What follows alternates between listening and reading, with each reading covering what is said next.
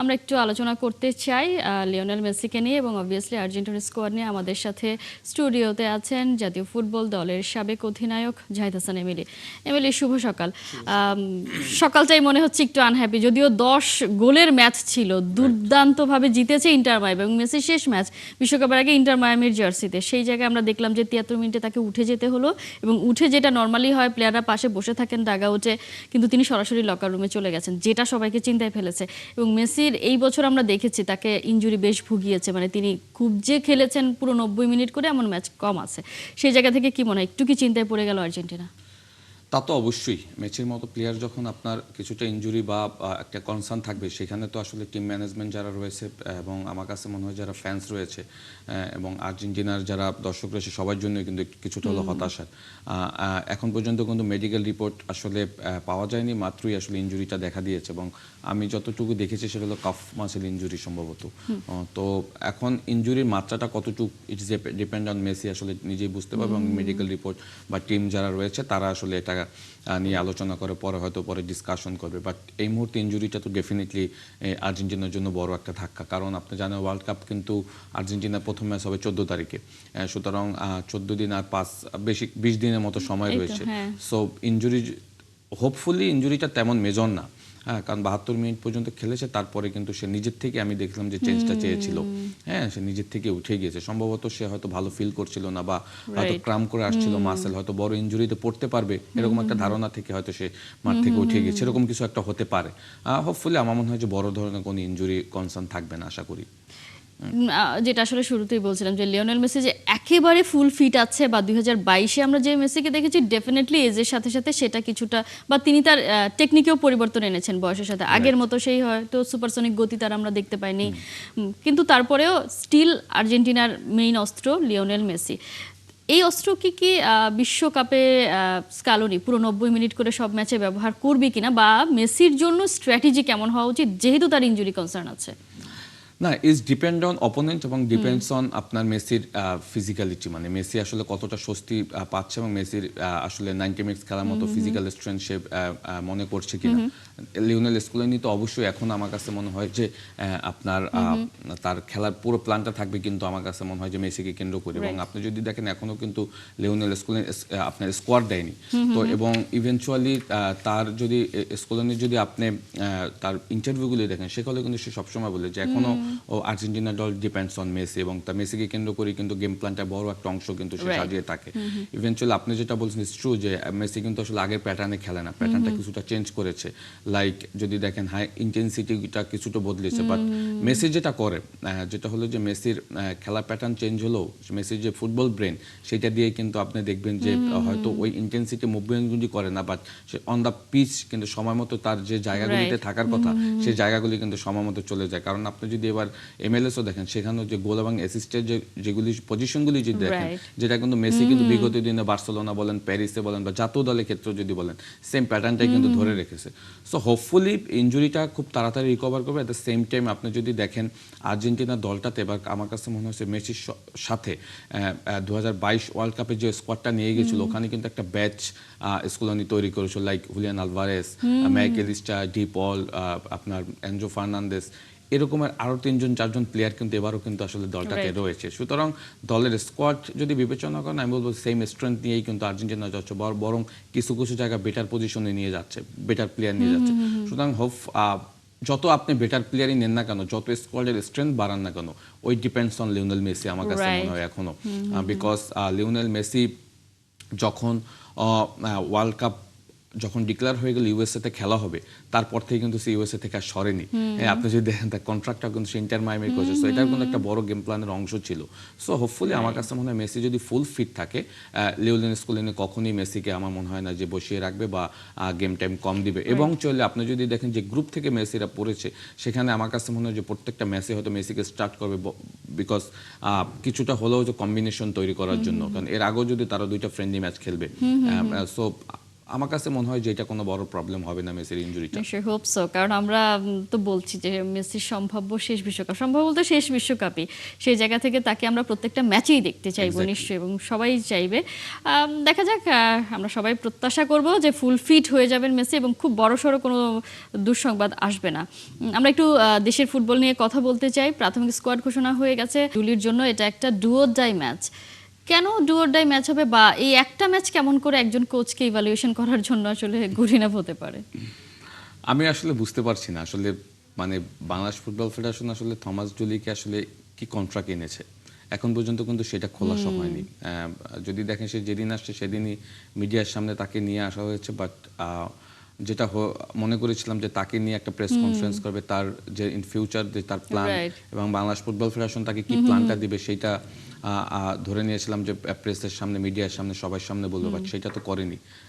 So আমি আসলে এই মুহূর্তে বুঝতে পারছি না যে থমাস ডুলির আসলে কন্ট্রাক্টটা কত বছরের, তা সে আসলে কতদিনের জন্য এখানে এসেছে, বা তার মেইন প্ল্যানটা কি। এখন দেখছি যে আসলে যে স্টেটমেন্ট আসছে, এবং একটু আগে যেটা আপনাদের আশিক ভাই যেটা বললো যে এই সান মেরিনো ম্যাচ হলো তার এসিড টেস্ট, মানে আমি আসলে এটা আমি আসলে এই মুহূর্তে বুঝতে পারছি না। কারণ কোচ যেহেতু আপনি এত প্রসেস মেনটেন করে যখন আপনি কোচ নিয়োগ দিলেন, তখন তো ডেফিনেটলি তার একটা কন্ট্রাক্ট হবে এবং তার একটা প্ল্যান থাকবে, এবং বাংলাদেশ ফুটবল ফেডারেশন তাকে একটা ক্যাজুয়াল দেবে যে আমরা 2 বছর বা 1 বছরের যে কন্ট্রাক্ট থাকবে সেই প্ল্যান অনুযায়ী আমাদের একটা টার্গেট সেট করা থাকবে। তো সেখানে একটা ম্যাচকে কেন্দ্র করে আসলে এই দল তাকে দেখবে, এটা আসলে আমি আসলে বুঝতে পারছি না সত্যি কথা। তো সেই জায়গা থেকে আমি বলবো সান মেরিনোর সাথে 5 তারিখে ম্যাচ রয়েছে, হোপফুলি সেখানে ভালো করবে, বাট এই ম্যাচের পরে যে তার কন্ট্রাক্ট এক্সটেনশন হবে বা কন্ট্রাক্ট রেনু হবে না, মানে এটা তো আসলে তারাও খোলাসা করেন। আমি আসলে এখন আমরা কিন্তু এটা নিয়ে অনেক দিন ধরে কিন্তু কথা বলছি, রাইট, যে প্রসেসে বাংলাদেশ ফুটবল ফেডারেশন কোচ নিয়োগ দিয়েছে, সেখানে অনেক হাই প্রোফাইল কোচের নাম ছিল, সেখান থেকে থমাস জুলি কিনেছে, থমাস জুলিও হাই প্রোফাইল কোচ, তার যদি কোচিং ক্যারিয়ার দেখেন বা প্লেইং ক্যারিয়ার দেখেন সেখানেও কিন্তু সে অনেক উপরে রয়েছে। বাট আমরা কেন বুঝতেছি না যে আসলে তাকে আসলে কি, মানে কেন কন্ট্রাক্টের মানে তার পুরো ডিটেলসটা কেন এখনো জানাচ্ছে না। এটা একটু কন্ট্রাডিক্টরি কিনা, কারণ বাফুফে শুক্রবার খুব সম্ভবত যে তাদের পেজে জানানো হলো, অফিসিয়ালি ঘোষণা দেওয়া হলো যে থমাস ডুলি বাংলাদেশের হেড কোচ হচ্ছেন। তারপরে তাকে একটা প্রোগ্রামে আনভেইলিং করা হলো, আমরা দেখলাম। তারপরে ক্রীড়া প্রতিমন্ত্রী তারপরের দিন বললেন যে ডুলির সাথে এখনো চুক্তি করেনি। আমিও আসলে মানে এইটার কোনো মানে অর্থই বুঝি না সত্যি কথা। এখন আবার জিনিসগুলো অনেক কমপ্লিকেটেড মনে হচ্ছে। হ্যাঁ, আপনারা এত প্রসেস তৈরি করে কোচ নিয়োগ দিলেন, সেখানে কোচের সাথে কোনো কন্ট্রাক্ট নাই, আবার বলছেন যে সান মেরিনো ম্যাচের পরে তার সাথে কন্ট্রাক্টে যাবেন। দ্যাট মিনস ওই ম্যাচ আপনি যদি লস করেন, ওই ম্যাচ যদি খারাপ করেন, তার সাথে কন্ট্রাক্ট করবেন না। মানে এটা তো আমার কাছে মনে হচ্ছে একরকমের এখন জোক, সত্যি মানে এটার কোনো মানে হয় না। হ্যাঁ, কারণ এটা মানে এটা কি রকমের একটা কথা, আপনি যদি আপদকালীন হতো তাহলে তো বাফুফে তাকে এনে বলতেই পারতো যে তিনি ইন্টারিম এক ম্যাচের, বা তাকে দেখার জন্য। ইভেন্চুয়ালি এখন একটা জিনিস বলতে হয়, যেটা হলো যে যে প্রসেসে তারা কোচ নিয়োগ দিয়েছে, এটা তো বাংলাদেশে কোনোদিন হয়নি। দিতে গিয়ে অনেক আপনারা কমপ্লিকেশন তৈরি করেছেন, রাইট। তো তৈরি করার পরে আবার কেন এই কমপ্লিকেটেড গুলি তৈরি হচ্ছে, এটা তো আসলে হওয়ার কথা না। আপনি একজন কোচকে নিয়ে আসছেন, ডেফিনেটলি তাকে 2 বছরের জন্য কন্ট্রাক্ট করবেন, তাকে একটা প্ল্যান দিবেন, তার নিজের একটা ব্যক্তিগত, এবং সে কিন্তু দেখবেন যে প্রথম দিন যখন সে আনভিলিং যে প্রোগ্রামটা, সেখানে সে বলেছে কিন্তু যে আমি বাংলাদেশকে 150 থেকে 160 র্যাঙ্কিং নিয়ে এসেছি। দ্যাট মিনস তার সাথে কি হয়েছে, কি কথা হয়েছে সেটাও তো আমরা জানি না, এবং সেও কিভাবে এই কথা বলে। তার সাথে কন্ট্রাক্ট যদি 2 বছর বা 1 বছরের না হয়, সে বলছে 1 বছর বা 2 বছরের ভিতরে আমি 150 থেকে 60 র্যাঙ্কিং নিয়ে যাব। সো এইটার তো আসলে দুই পক্ষের দুই রকম কথা, মানে এক একজন এক এক রকমের স্টেটমেন্ট দিচ্ছে। আমি আসলে ঠিক বুঝতে পারছি না, এবং এটা নিয়ে মানে অনেক আলোচনা সমালোচনা হয়েছে। মানে এখন আমার কাছে জিনিসটা কেমন একটু ফানি একেবারে, কারণ বাফুফে একটার পর একটা তারিখ দিয়েছে, একটার পর একটা কোচের নাম আমরা শুনেছি, তারা শুনিয়েছে। কোচ আনার জন্য টাকা পয়সা অনুদান পর্যন্ত নেয়ার জন্য তারা দেখেছি যে ওই প্রসেসে পর্যন্ত হেঁটেছে, শেষ পর্যন্ত তো পেলো একজনকে, এবং তাকে নিয়েও আমরা দেখলাম যে কি হয়েছে সেটা আমরা জানি না। এখন যদি আসলে ধরেই নিই যে সান মেরিনো ম্যাচটা তো বাংলাদেশ খেলবে, এবং ডুলির জন্য প্রথম চ্যালেঞ্জ, বাংলাদেশের জন্য প্রথম চ্যালেঞ্জ, ইউরোপিয়ান কোনো দেশের সাথে বাংলাদেশ খেলতে যাচ্ছে। এই চ্যালেঞ্জটা কতটা কঠিন হবে। আর জিকো ফিরেছেন, সব থেকে যেটা মানে আমরা সবসময় কথা বলতাম যে জিকো কেন নেই, সে ফিট থাকলেও কেন সে খেলতে পারছে না। কাবরেরার একাদশে তিনি কখনো স্কোয়াডেই কখনো আসলে জায়গা করতে পারে না, সেখানে ডুলি এসেই তার এখানে জায়গা করে দিয়েছেন। সেই জায়গাটা মনে হচ্ছে এটা কতটা পজিটিভ? না, এটা তো এখন মেসেজটা ক্লিয়ার যে জিকো চান্স না হওয়ার পেছনে কাবরেরার সব থেকে বড় হাত ছিল। কাবরেরা হয়তো ইন্টেনশনালি তাকে সবসময় বাদ দিয়েছে। হ্যাঁ, কাবরেরা যখন এখান থেকে চলে গেছে, দ্যাট মিনস সে এখন মেইন স্কোয়াডে থেকে যাবে। এর জন্য যে স্কোয়াড হবে, বিকজ আপনি জানেন 3 জন গোলকিপারই রয়েছে, বিকজ শ্রাবণকে অলিম্পিক দলে দিয়ে দেওয়া হয়েছে। এখানে সুজন, আপনার হলো জিকো এবং মিতুল মামা 3 জন আছে। 3 জনকে নিয়েই কিন্তু আপনার সান মেরিনো যাবে। এবং আপনি যেটা বলেছেন যে কোচের চ্যালেঞ্জ হবে কিনা, কোচের জন্য তো বড় চ্যালেঞ্জ দাঁড়িয়ে আছে লাইক কোচের সাথে কন্ট্রাক্ট আমরা জানি না।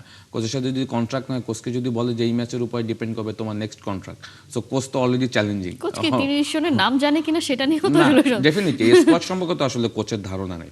ডেফিনেটলি কোচ হয়তো আপনার লিগের এক রাউন্ড ম্যাচ দেখেছে বসুন্ধরা এরিনাতে যে ম্যাচটা হয়েছে, এবং আপনি যদি দেখেন সে হয়তো ইন্টারন্যাশনাল আমাদের লাস্ট প্রিভিয়াস যে ম্যাচগুলো হচ্ছে সেগুলো হয়তো ভিডিও ফুটেজ দেখেছে। এখানে যারা কোচিং স্টাফ আছে তারা হয়তো তাকে সাহায্য করেছে প্লেয়ার চিনাতে, বাট যখন প্রপারলি সে যখন ট্রেনিং সেশনে যাবে আস্তে আস্তে সে প্লেয়ারদেরকে চিনবে। টু বি অনেস্ট এই মুহূর্তে তো কোচ মানে হামজা বাদে বা 2-1 প্লেয়ার বাদে বাকি প্লেয়ারদের সম্পর্কে তার কোনো একনলেজ নেই। তো সেই জায়গা থেকে আমি বলবো কিছুটা তো চ্যালেঞ্জ হবে দলটাকে দল হিসাবে রূপান্তরিত করা, বিকজ কাবরেরার সময় এক প্যাটার্নে ফুটবল খেলেছে, ঢুলি আবার আর একটা প্যাটার্ন পছন্দ করে, সুতরাং সেইটা অ্যাডাপ্ট করতে হতে কয়েকটা সেশন লাগবে। তো সেইটা করতে করতে হয়তো আমার কাছে মনে হয় যে সে প্লেয়ারদেরকে চিনে ফেলবে। বাট মেইন ফ্যাক্ট হলো যে আসলে প্লেয়াররা আসলে তাকে কতটা তাড়াতাড়ি তার সাথে কুইক অ্যাডাপ্ট করবে, এটা হলো বড় কনসার্নের জায়গা। সেটা যদি করে ফেলতে পারে, যেহেতু সবাই প্রফেশনাল প্লেয়ার, আই হোপ সেটাও হয়ে যাবে। এবং আপনি যেটা বলছেন যে জিকো দলে ঢোকাটা আমার কাছে মনে হচ্ছে যে খুবই পজিটিভ মনে হচ্ছে। অ্যাট দ্য সেম টাইম আমার কাছে মনে হচ্ছে যে এখানে আর একটা কনসার্নের জায়গা হলো রাকিব কিন্তু আপনি জানেন এই দলের সাথে যাচ্ছে না, এটাও কিন্তু আবার আমার দলের জন্য কিছুটা হলো ব্যাকফুটে চলে যায়। কিন্তু রাকিব না থাকাটা দলের জন্য অ্যাটাকিং থার্ডে কিন্তু এটা বাংলাদেশ দলের জন্য আমি বলবো যে একটা ব্যাড সেটব্যাক। এই কারণে বললাম, কারণ আমরা তো আসলে স্ট্রাইকার ছাড়া খেলি, আমাদের এই দলটা তো স্ট্রাইকার নাই। তো সেইখানে পর আমরা কোনো স্ট্রাইকার পাইনি, এটা একটা বিগ লস আমাদের। তো আসলে আপনি যদি দেখেন 4-3-3 ফরমেশন বা 4-2-3-1 ফরমেশন যেটাতেই ঢুলি খেলাক না কেন, আমি জানি যে গায়ানাতে 3 সেন্টার ব্যাক নিয়ে খেলেছে, বা ফিলিপাইনে যখন কোচিং করেছে 4 ডিফেন্স খেলেছে, কখনো 3 সেন্টার ব্যাক নিয়ে খেলতে পছন্দ করে। সুতরাং এই সময়ের ভিতরে আসলে 3 সেন্টার ব্যাক সে চুজ করতে পারবে কিনা, মানে তার ফরমেশনটা তো আসলে ডিপেন্ড করে আসলে সে তার কোন ক্যাপাবল প্লেয়ার রয়েছে। প্রতিপক্ষ নিশ্চয়ই তার বিবেচনায় ডেফিনেটলি আপনি তো ফরমেশন ডিপেন্ডস অন অপোনেন্ট।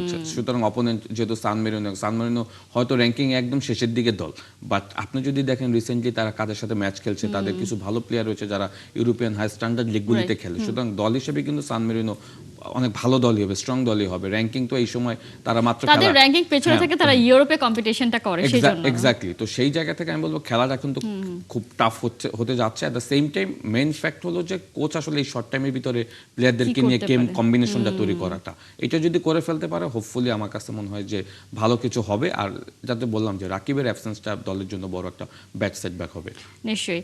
তারপরে এটা একটা অন্যদের জন্য একটা সুযোগ, সবার জন্য আসলে এটা একটা সুযোগ বলি, চ্যালেঞ্জ বলি। এখন তো ফ্যাক্ট হলো যে আপনি দেখেন এখানে কিন্তু 2টা দল যাচ্ছে, একটা দল অলিম্পিক দল আপনার যাচ্ছে মালদ্বীপ, আর একটা সিনিয়র জাতীয় দল যাচ্ছে আপনার সান মেরিনো। এখানে কিন্তু কিছু প্লেয়ার ভাগ করে দিয়েছে, লাইক শ্রাবণ কিন্তু এই দলে ছিল, তাকে আসলে অলিম্পিক দলে দিয়ে দেওয়া হয়েছে। এবং আপনি যদি দেখেন লিগে পারফর্ম করা সৌরভ দেওয়ান, এরা কিন্তু আমি ধরে নিয়েছিলাম যে হয়তো জাতীয় দলে মূল মানে মেইন স্কোয়াডে থাকবে, মেইন সিনিয়র টিম, বাট তাদেরকে আবার অলিম্পিক দলে দেওয়া হয়েছে বিকজ তারা লিগে কিন্তু পারফর্ম করছে।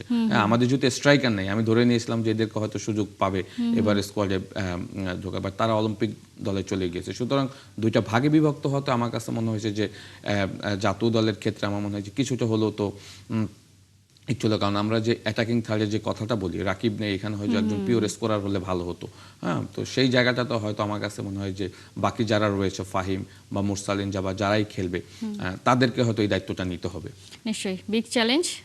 আমরা বলছি যে প্রথমবার সুযোগ পেয়েছে বাংলাদেশ ইউরোপের কোনো দেশের সাথে খেলার, সেই চ্যালেঞ্জটা বাংলাদেশ খুব ভালোভাবে লুফে নেবে এবং পরবর্তীতে অন্য দেশ বাংলাদেশকে ইনভাইট করবে, খেলতে যাবে, সেই একটা প্রসেসের মধ্যে তো ঢুকে গেল বাংলাদেশ, সেই প্রত্যাশা নিশ্চয়ই আমরা করি এবং আলোচনা তো আপনার সাথে আসলে চলতেই থাকবে। অসংখ্য ধন্যবাদ এমিলি এতক্ষণ যুক্ত থাকার জন্য। দর্শক, আমরা ফুটবল নিয়ে আলোচনা করছিলাম, আমাদের সাথে এতক্ষণ ছিলেন স্টুডিওতে জাতীয় ফুটবল দলের সাবেক অধিনায়ক জাহিদ হাসান এমিলি।